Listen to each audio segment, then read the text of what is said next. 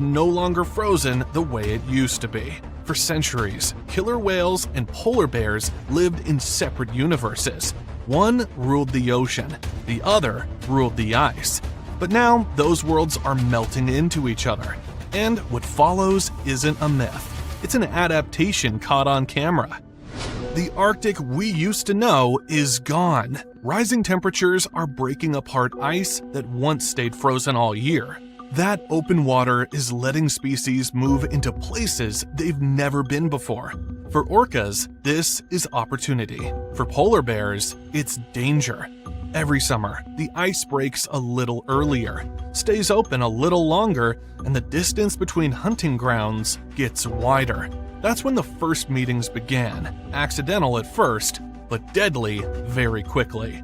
In the past, orcas and polar bears never even saw each other. The ice was too thick for whales to surface, and bears didn't swim far from the floes that kept them safe.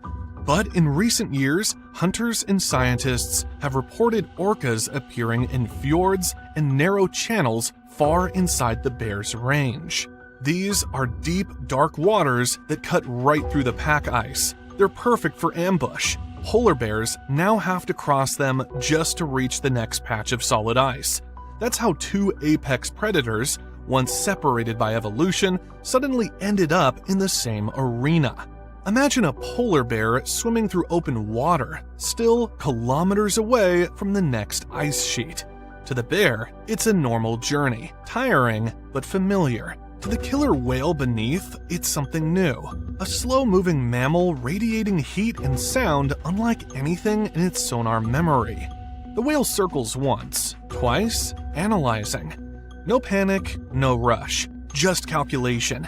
Because for orcas, every new creature is a puzzle waiting to be solved. An orca's first attack is almost never visible. They don't lunge the way sharks do. They build pressure, create waves, and force the target to waste energy. When the bear paddles harder to keep balance, it tires faster.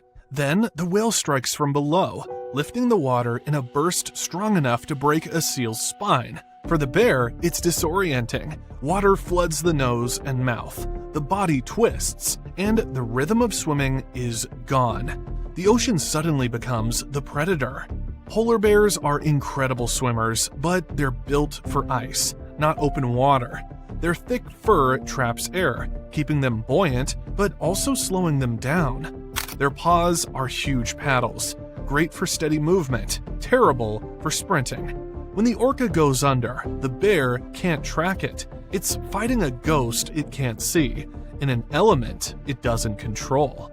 Most people don't realize how powerful an orca strike really is. An adult male can weigh 6 tons and hit a speed of over 50 kilometers per hour.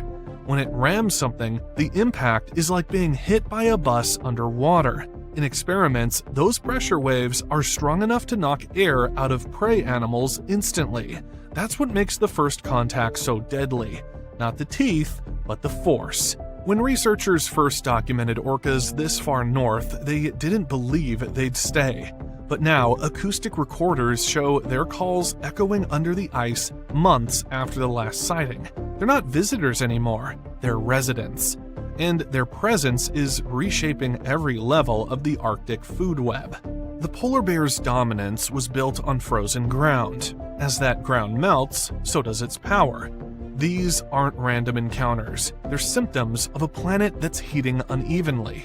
The Arctic is warming 4 times faster than the global average. Every degree lost in ice means more overlap between animals that were never meant to meet. And when apex predators overlap, the results are never neutral.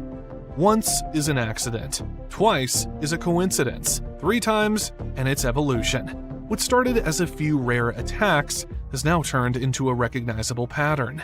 In recent years, multiple pods of killer whales have been documented hunting together in Arctic waters, using group coordination to take down larger prey. For them, this isn't experimentation anymore, it's routine. And for the polar bears, it's an entirely new kind of threat. One they can't outswim, outfight, or predict. It's one thing to see orcas coordinate physically, but it's another to realize they're thinking together. Research from acoustic data in Baffin Bay